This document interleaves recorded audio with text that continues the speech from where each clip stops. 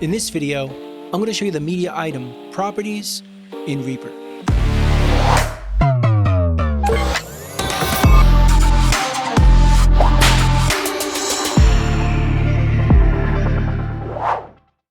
Now, the media item properties are basically like the settings or the stats for any of our items in Reaper, whether they're audio, MIDI, or even video items. So I have a project in front of me here with a kick track, a snare track, and a synth loop. And it sounds like this.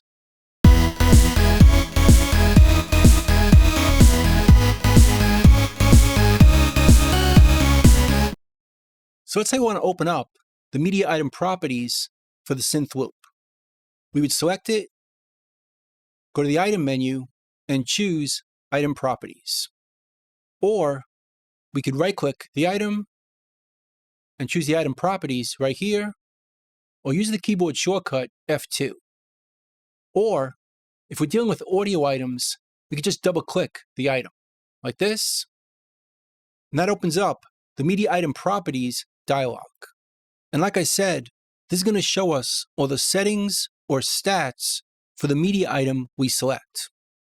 But it's important to note that this dialog is dynamic. What that means is it's going to change if we select different items.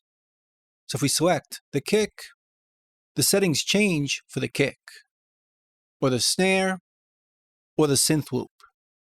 And it's also going to work on multiple items at the same time.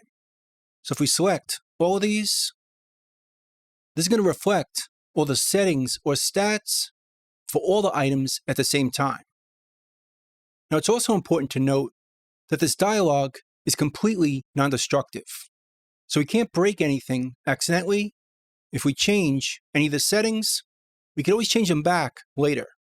Nothing destructive is happening. So let's keep it simple and start with the synth loop.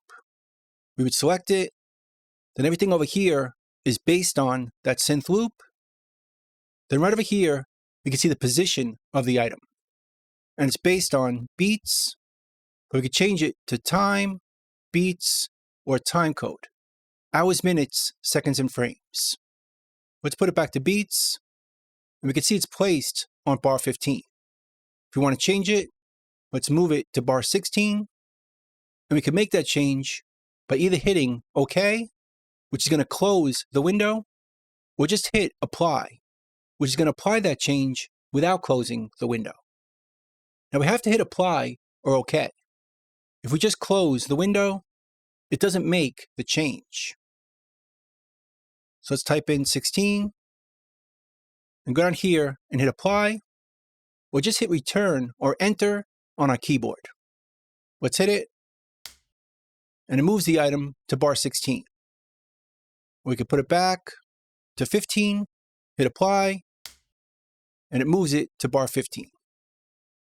Then next, we can change the length of the item. We can see right now it's 8 bars long. Let's change it to 1, hit Apply, and it adjusts the length. We can change it to 2 beats or 1 beat, and it changes the item just like that. Then if we go up over here, we have the fade in and fade out for our items. As you probably already know, the easiest way to create a fade in is to go up over here to the upper left corner, see how the cursor changes to a fade tool, and just drag to create a fade in, or go to the right side of our items and go to the upper right corner and drag to create a fade out. But if you have a situation where you know you want to create an exact size for your fade in or fade out, we could do it from here. Let's make a 2-second fade in, and we could change the shape right here to be linear or a slow fade. We can do the same thing for fade outs. Let's create a 2-second fade out, which we could see right here. And again, we could change the shape and hit Apply to create that fade out. Now, where it's really helpful is dealing with multiple items. Let's say we wanted to create a fade out for all these items over here. We can just select them, go to fade out, let's set it to 250 milliseconds. Maybe change it to slow fade out. Hit apply, and applies that fade to all the selected items at the same time. And it's also useful for deleting the fade in and fade outs as well.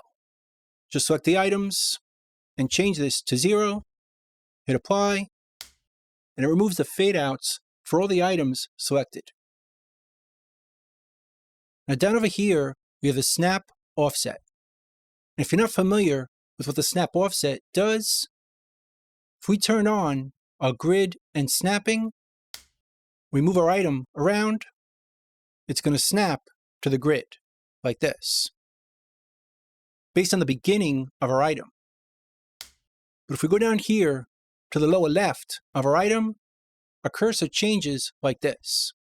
And we could drag the snap offset like this to put it in a different place. Let's say we put it right here on this transient. We could see it right here. And now, with the grid and the snapping turned on, it's going to snap based on the snap offset instead of the beginning of our item, like this. So it snaps based on the transient we put it on right here. And we can see where that's located in our item right over here. And we could change it from here as well. We could turn it off by setting it back to 0, or set it to 1 second, and it moves it right here, or 2 seconds, or any place we want. Or put it back manually from here, or setting this back to 0. So next we have the item time base, which is set up by default to be the default time base in our project settings, which we can see if we go to the project settings in the first tab, right down over here, time base for items. And by default, they're beats, position, length, and rate. But of course, we could change them right here, or we could change it by item. So our default is basically this one right here. But we could use any of them or different ones on each item. Let me give you an example of why we would do that. If we keep it at the default and we change the tempo of our song, which sounds like this right now, let's change it from 125 to be 100. So now it sounds like this.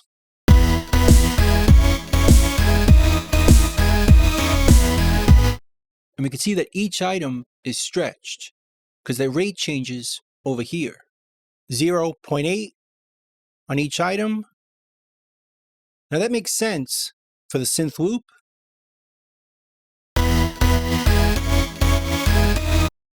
Because we want to time stretch it to match the new tempo. But we wouldn't want to do the same thing with our kick and snare because they're separate samples. So we don't want to time stretch those. We just want to change their position. So we'll switch them to be beats, position only. So let's undo that tempo change, and we'll leave the synth loop based on the default, but for the kick and the snare, we'll change those to beats, position only, which will change their position on the ruler, but it won't change the rate. So the sound quality won't be affected, which makes more sense for samples versus loops. Apply it, and now we'll change the tempo from 125 to 100, and now it changes the rate of our synth loop right here, but it doesn't change the rate of our kick or our snare. So their sound quality will be better because they're not stretched, but they're still going to play in time.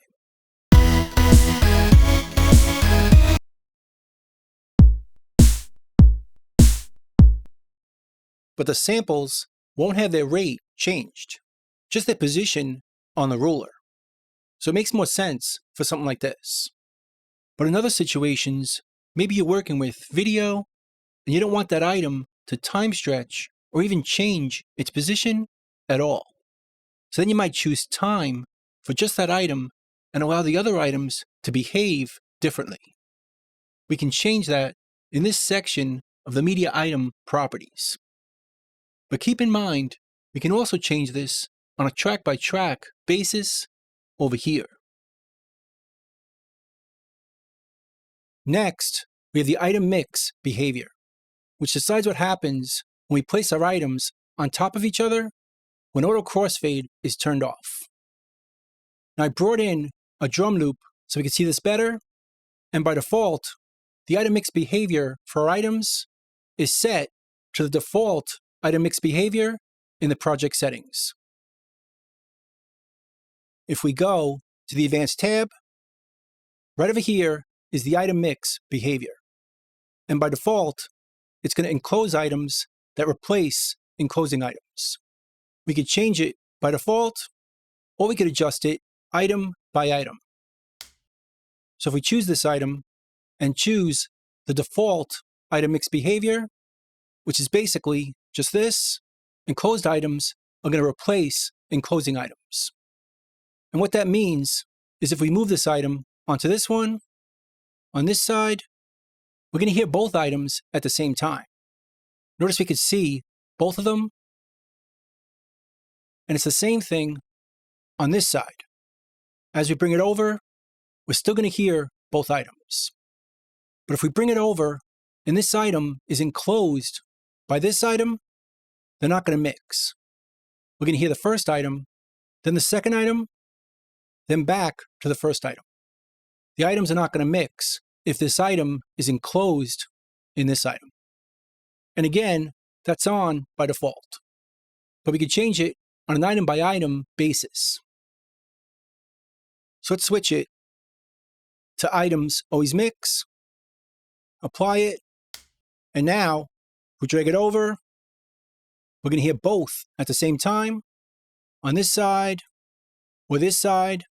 And if we bring it in, so this item is enclosed in this item, they're still going to mix because we set it to items always mix. And the third option is items always replace earlier items. So if we choose this and apply it, if we put this one on top of this one, it's going to replace this one. So we're going to hear this one and then this one, but never at the same time. They don't overlap. But it doesn't trim this one.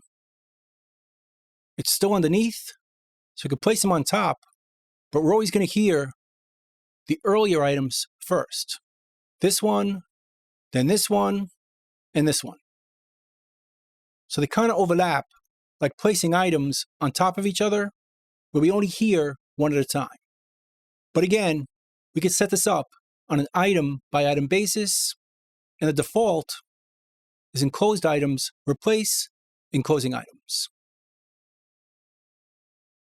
Next, we have the loop source for the items. And you can see by default, loop source is turned on. So if I select this item, we can see that this item is looped. See this little triangle right here? That lets us know where the loop points are. So we pull this back to here. That's the real length of this file. If we drag it out like this, the file is going to loop because loop source is turned on. If we turn it off, hit apply, we can see that the item isn't looped. So if we trim it out from here, the item isn't going to loop. And what's interesting about this is with looping turned on, it's going to loop from both sides, from the right side and also from the left side, right here. So it's going to loop before and after the file, as long as we drag it out. But like I said, by default, our items are going to loop. Now, if we don't want that, we can go to the Options menu and go down here to Preferences, under Project, Media Item Defaults, and we can see right here, all these preferences are on by default. But we could turn them off if we want. loop source for imported items, for new MIDI items, for recorded items, and for glued items. But again, we could change it after the fact just by turning it on and off right here on an item by item basis. And it's not going to loop, or it will. Next, we have the mute button. Apply, and it mutes the item selected. Now, generally, there's a better way of muting and unmuting our items. Just select the item. On the PC, hold Alt-M, and on the Mac, hit Option-M to unmute or mute our items when they're selected. Just select the items and mute them or unmute them. But we also have a mute button on each item, which only shows up by default when it's muted. If it's unmuted, it doesn't. But if you want it there all the time, which is my personal preference, just go to the Preferences, scroll down to Appearance, Media, and choose Not Muted right here. Hit OK, and now our items have the mute button all the time. So you can hit it to mute it, or hit it again to unmute our items. Or we use the keyboard shortcut, or obviously, we could do it from the Media Item Properties dialog. Hit Apply, and it mutes or unmutes that item. Then over here, we have Lock, which is going to lock our selected items. Just choose it, hit Apply, and this item is locked, which means we can't move it, we can't cut it, we can't delete it, we can't add fades, change the volume, or anything else to this item, or any items we select. We could unlock it the same way. Now, this shouldn't be confused with locking up here. This locking is used for the whole project, for locking our time selection, items full, or anything else globally. Where this locking is just meant for individual items. Just choose it, lock it, and apply it. And we can't edit or change those items. Next, we have no auto fades. Now, by default, auto crossfades is turned on right here. So if we drag an item into another, by default, they're going to crossfade. And if we don't want that behavior, we could turn it off over here. And now they don't crossfade. But if we want to leave on auto crossfades and still not have certain items auto crossfade, we could do that with the no auto fades option. Choose it, hit Apply, and now we can move this item into this item and it doesn't crossfade, even though auto crossfades is on. So this item is still going to crossfade, and the same with this one, but this one won't.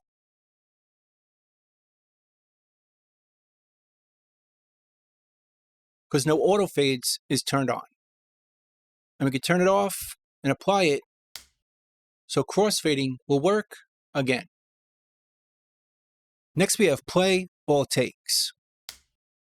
I have a vocal here with 4 takes on each phrase. And normally, we're going to hear one at a time. Take 1, take 4, 2, and back to 1, like this. I'm bulletproof, nothing to lose. But if we want to hear all the takes at once, we could select the items, choose play all takes, hit Apply. I'm bulletproof, nothing to lose. And we could hear all the takes at once. Or we could turn that off, hit Apply, and go back to hearing one at a time.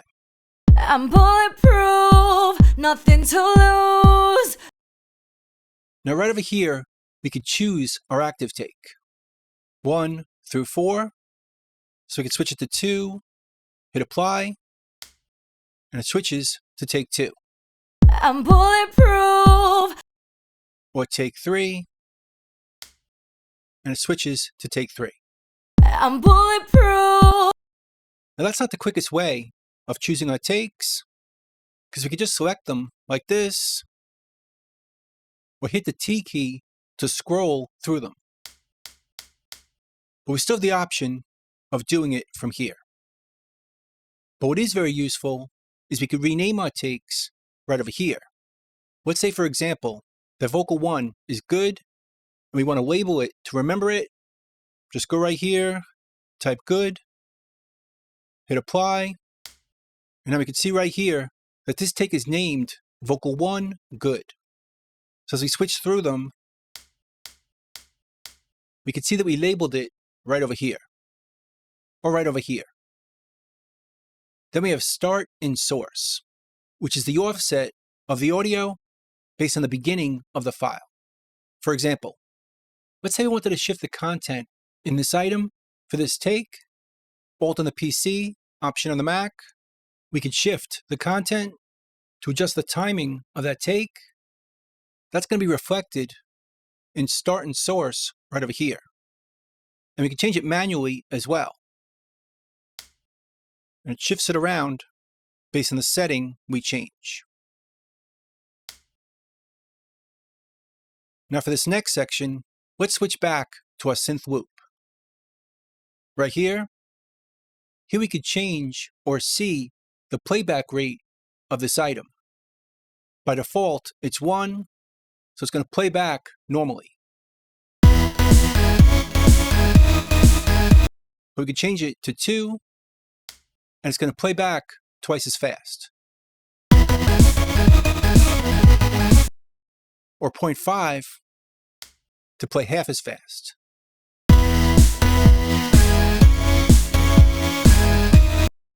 And we could also change that right here with the set button based on tempo. Right now it's 125, but we could change it to 250, and it's going to play at that tempo. And we could also change it based on its length. Let's change it to be 8 bars long, and that's going to play back based on that length. So we could set it manually over here, or based on tempo or length. Now if you notice, when we change the rate, it preserves the pitch by default. Right here, this is on by default. If we don't want that, we could turn it off and change the rate, and it's going to change the pitch as well. Halftime.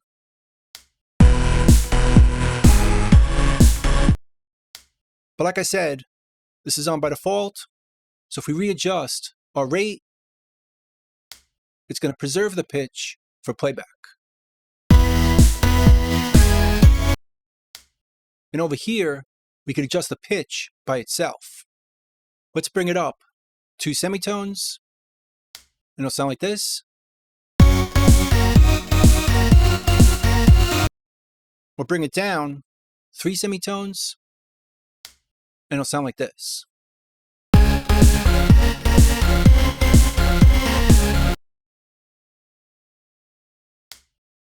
And right over here, we have the volume and the pan of our items. Now this shouldn't be confused with our track volume and pan. These are based on the track, and these are based on the item. There's also a volume adjustment right over here. If we go to the top of our item, this also adjusts the item volume, pre-effects and pre-fader. But the adjustment over here is separate from both of them, although it's also pre-effects and pre-fader. So if we want to make it lower, just bring it down, hit apply, and we see that change in our item. Bring it up, hit apply, and we see that change in our item. We can go back to the default just by double-clicking, hit apply, and it goes back to the default. No change. And over here, we can adjust the panning of our items. Pan it to the left, apply, and it pans that item to the left. Or to the right, and it pans the item to the right. Double-click it to put it back, and now it's in the middle again. Now over here, we have the Normalize button. If we hit this, it brings up the volume control as much as possible without clipping. Hit apply, and applies that volume change to the item. And we can see over here, it's bringing it up about 7 dB. And again, if we want to reset it, just double-click it, apply, and it goes back to normal. Then we have the channel mode over here. By default, it's set to normal, so the audio on the left side is going to play on the left, and the audio on the right side is going to play on the right, at least with a stereo item. But if we want to readjust that, we could do that from here. Change it from normal to reverse stereo, and now the left side is playing the right side, and the right side is playing the left side. So it reverses our stereo. We could also change it to mono, which is going to mix the left and right together to create a mono signal. Or we could do it by just using the left side to create mono, or the right side to create mono.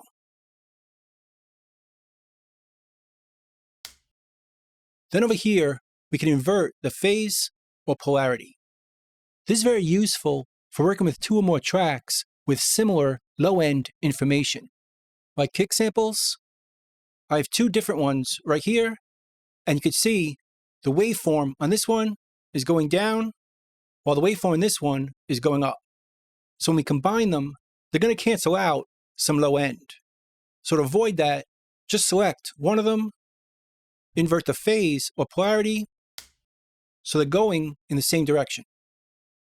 Now we can do the same thing on the track using the phase or polarity button right here, but the difference is we're not going to see the change like we see it over here using the invert phase media item properties button.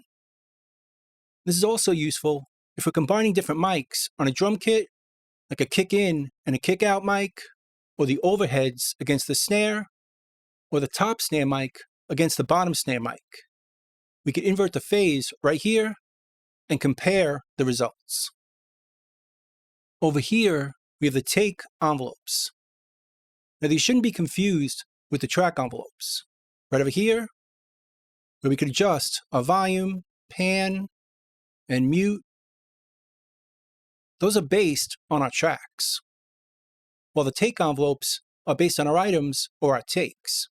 So if we choose this, we can create a volume envelope just for this item, Control on the PC, Command on the Mac, and just draw in a volume envelope, which is pre-effects and pre-fader. Do the same for a pan envelope,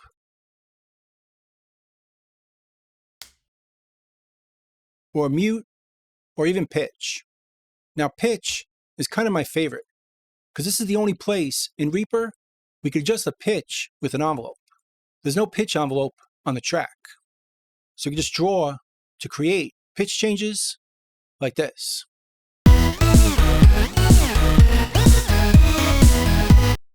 So it sounds like speeding up and slowing down a record.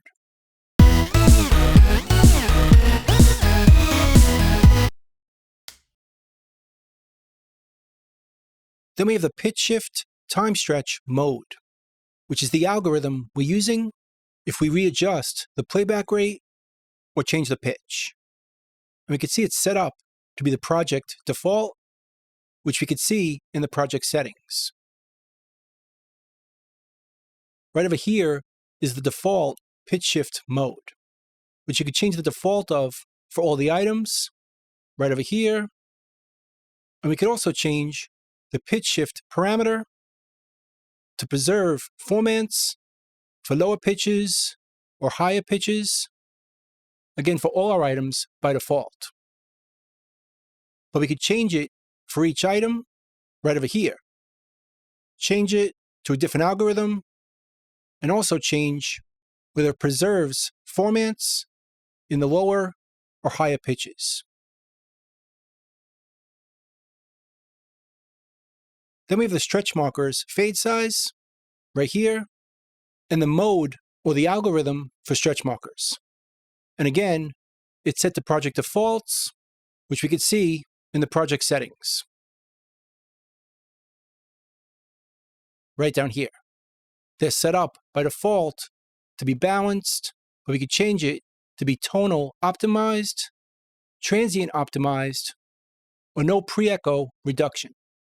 Again, this is the default for all the items, but we could change it by item right over here and set each one for the algorithm more appropriate for that sound source, like transient optimized for drums or percussion, or tonal optimized for piano or guitars.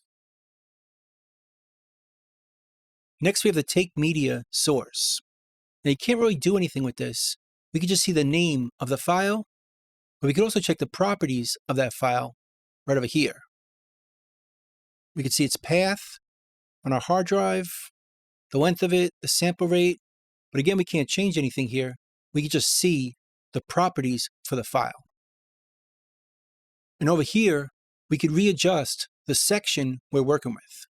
By default, we could use the entire file, but if we wanted to cut that down and use less, we could do that here. This is the entire length of the file, which is a loop. Instead of it sounding like this,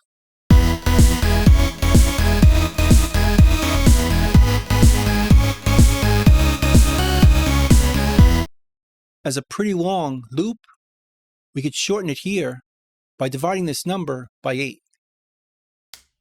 And now we can see the looping happens a lot quicker, using a shorter section of the file.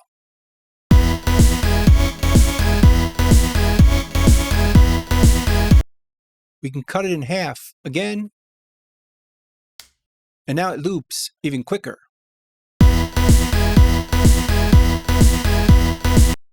we can also readjust the start of the section we're working with. Let's bring it in a bit, and now it sounds like this. Or a bit more.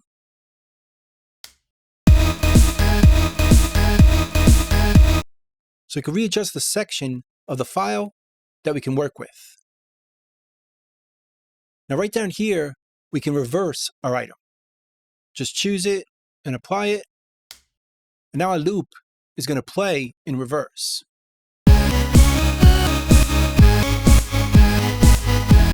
And we could do it with any item we choose. Let's choose these kicks and snares, reverse them, apply it.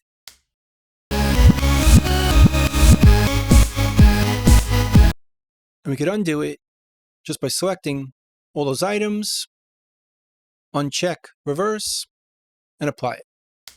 And it's back to normal. Now right over here, we could choose a whole new file to take the place of the current one. This is really useful for replacing sounds on the fly. For example, over here we have a snare. Let's select all of them by double-clicking the track. Let's solo it. Let's say we want to replace all these snares with a clap. Just choose New File. Reaper's going to ask us if we want to change the media source for all these files. Then we can just choose from our hard drive any sound we want to use. Let's choose this clap.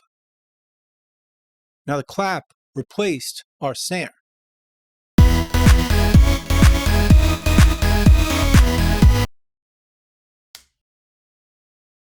And then right over here, we could rename our file.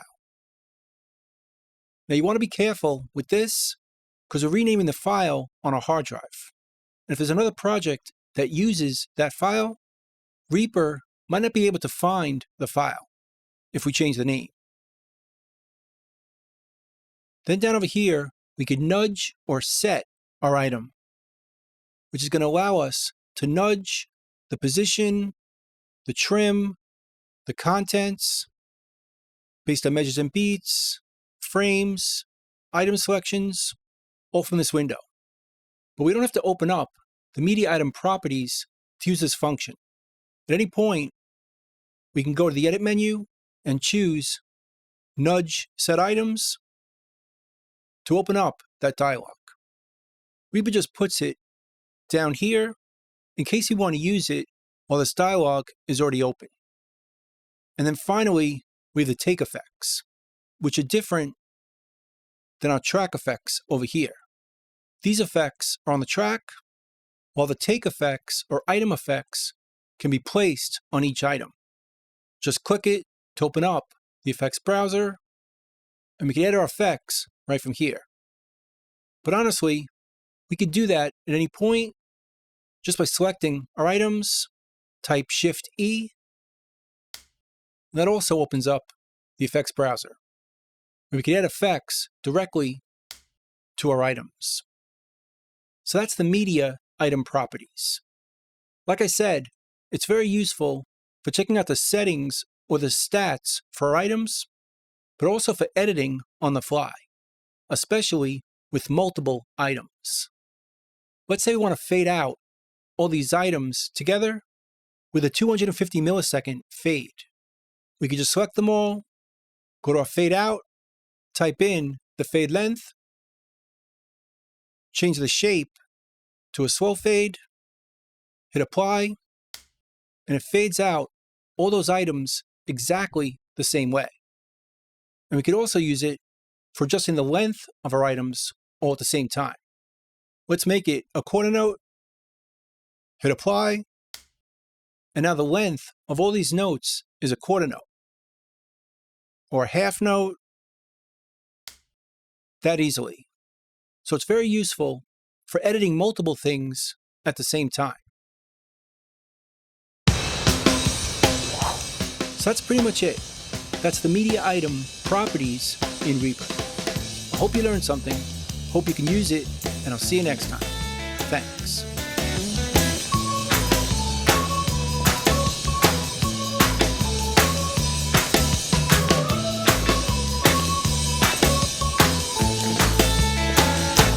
Bingo, boys, let's go.